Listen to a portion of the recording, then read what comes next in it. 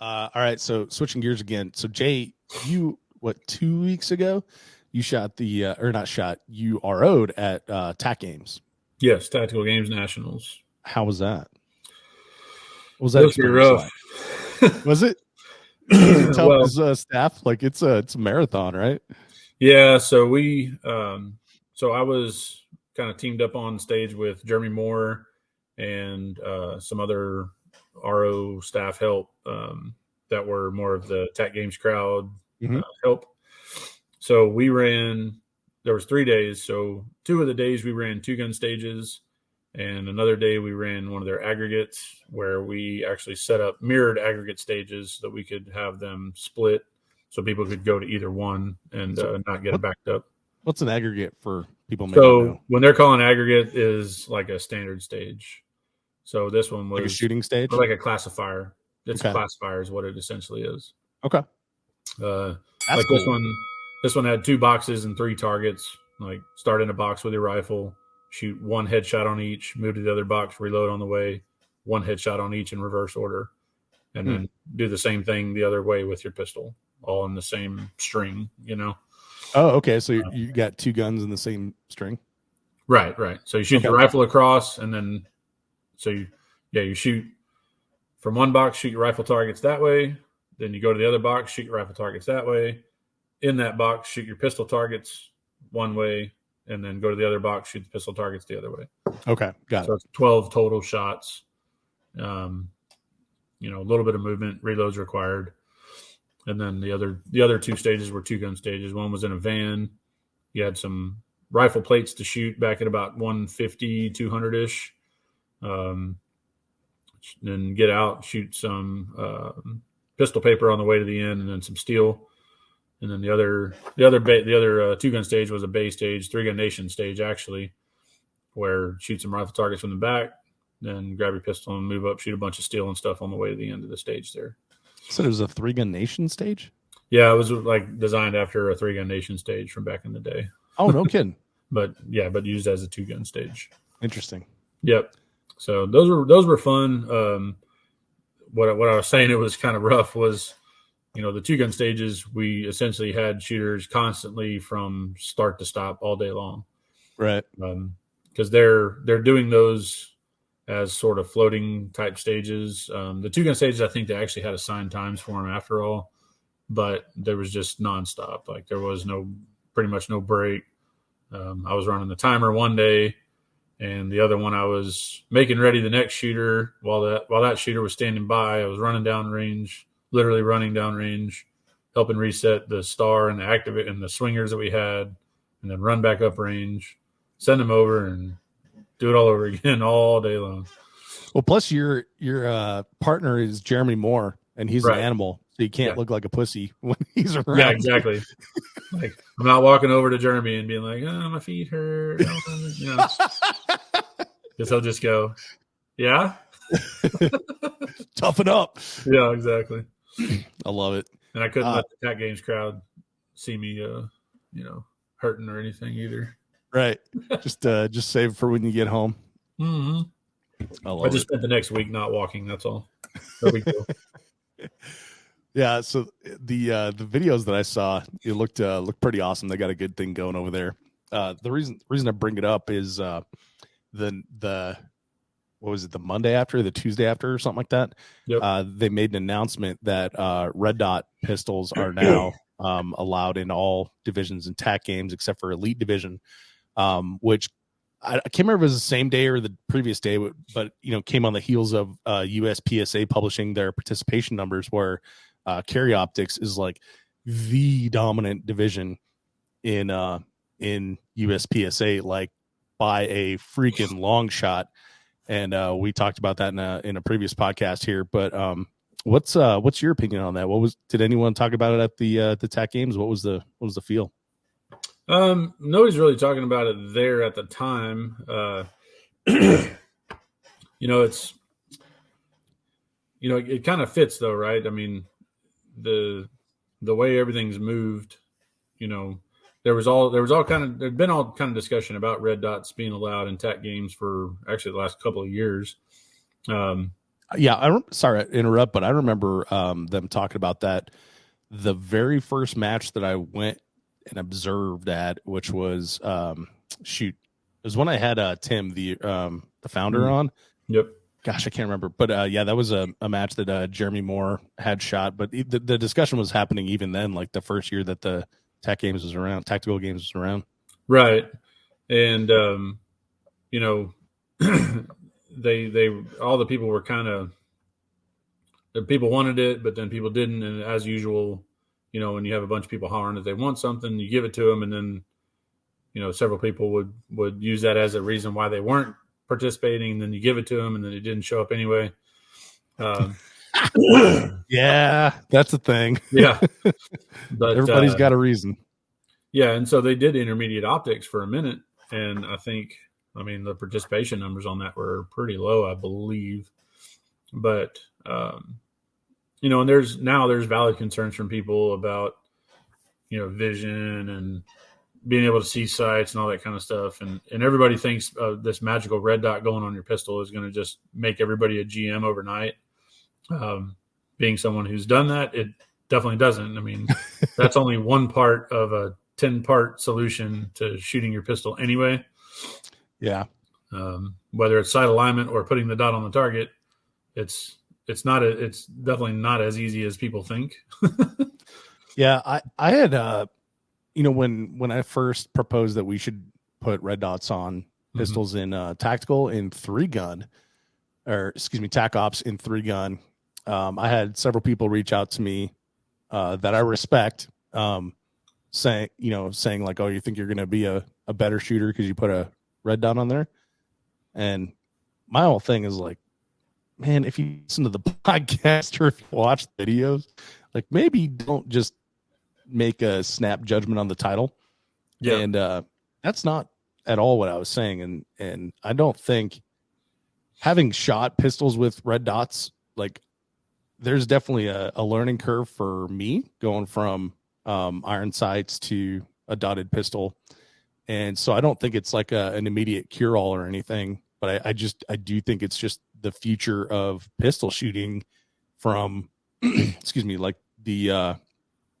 that's what the market is going to, you know, like you pop open Instagram and count the number of iron sights you see.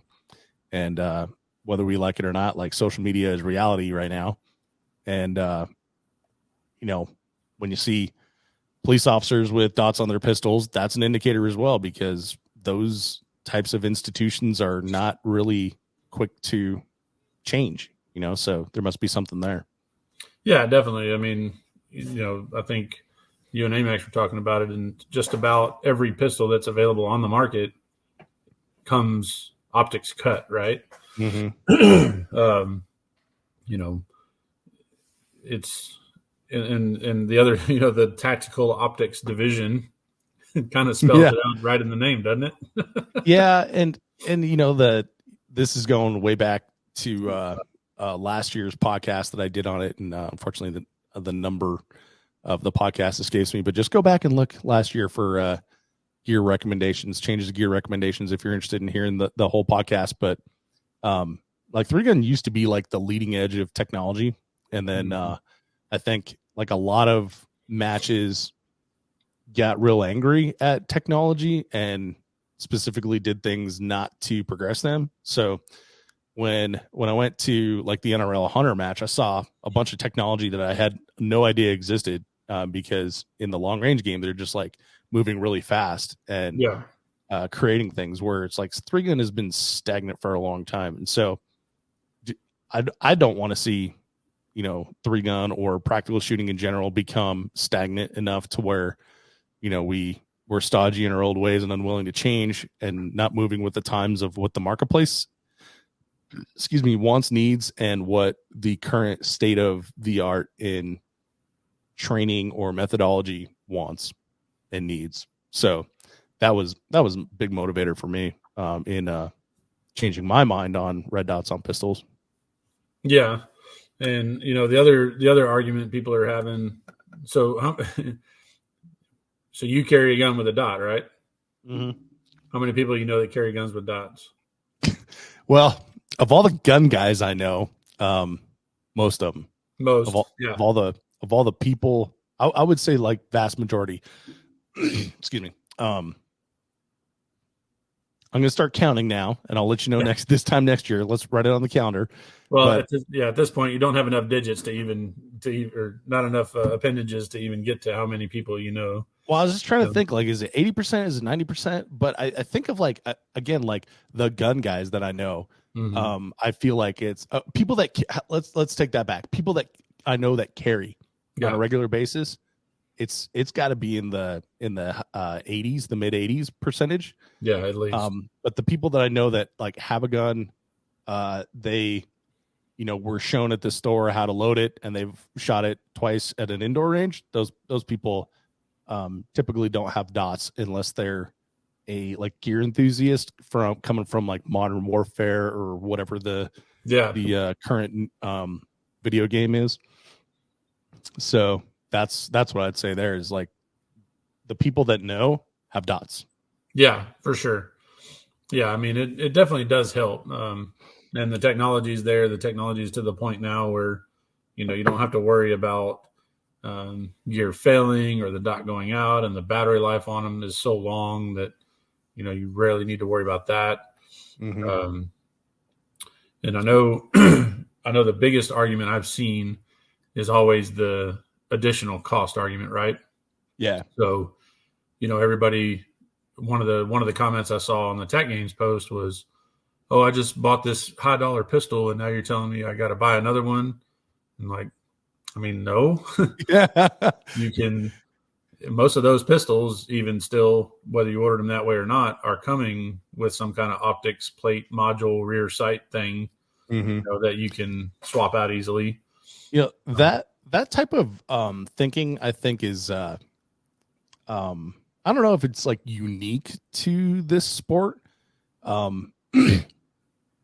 but people spend a shitload of money on their hobbies, Right. So I got a buddy that's a golfer, and he's always talking about new clubs, new grips, and I don't think that the balls change that much, and I don't think the grass changes that much, and like he goes to the same course every weekend, Mm-hmm. but he's always got new gear.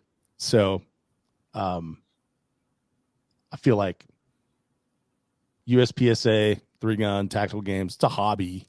So if that's where you choose to spend your entertainment dollars, then typically, especially Americans, spend a lot of money on their hobbies. So one of the best arguments I heard from that, this might have been James, because he's always got like a really good, one sentence quip that puts things into perspective. But and again, don't want to misattribute, but I think that's who it was. But the person said, like, the people bitching about adding a red dot to their pistol are the same ones that build an AR-15 every year for the same 3-gun matches that they always shoot. Yep. And I thought, like, that's a really good point. That is for sure. Or somebody that, spent $6,000 on a pistol doesn't want to cut it up, but, doesn't want to spend $200 to have the slide milled, right? Yeah. Yeah, there are easier ways to do it, right? Yeah. So, I mean, you can spend a couple $100 to have your slide milled, or you can get one of these fancy little doodads here. Is this got a visual aid? What is that? So these are optics plates. These are made by Tony Systems specifically, and available at christiansencomponents.com, of course. So those, all you do is, this is my Glock 17 slide. So you just pop out your rear sight. This little plate just drifts right in place. A couple set screws lock it down, and then just mount your favorite optic to it. Huh. So this is for my carry gun. I carry this every day. Vortex Venom. It's a auto bright dot. And so anyway, if you don't want to mill your slide, spend $90 on a plate, and they fit all the popular optics. Those are only $90. Only $90. Very easy to install. Got them available for 2011 model pistols, Glocks, SIGs, all the popular pistols everybody's using. I got a plate for it. Yeah, I feel like that's a really good option if you don't want to, cut it into the slide. Mm-hmm. And I admit, like, so I have a sweet STI DVC3 gun. Yep. And I look at that thing and I think, like, God, I do not want to send that out for someone to hack a red dot in there. It's like, maybe I should just get a different pistol because, like, it just seems complete. I don't know. I'm kind of weird about changing stuff like that, but yeah, I guess that would be a good option, is to just get something that would drift in there. Yeah, I'll just send you a plate. There you go. Problem solved. Problem solved.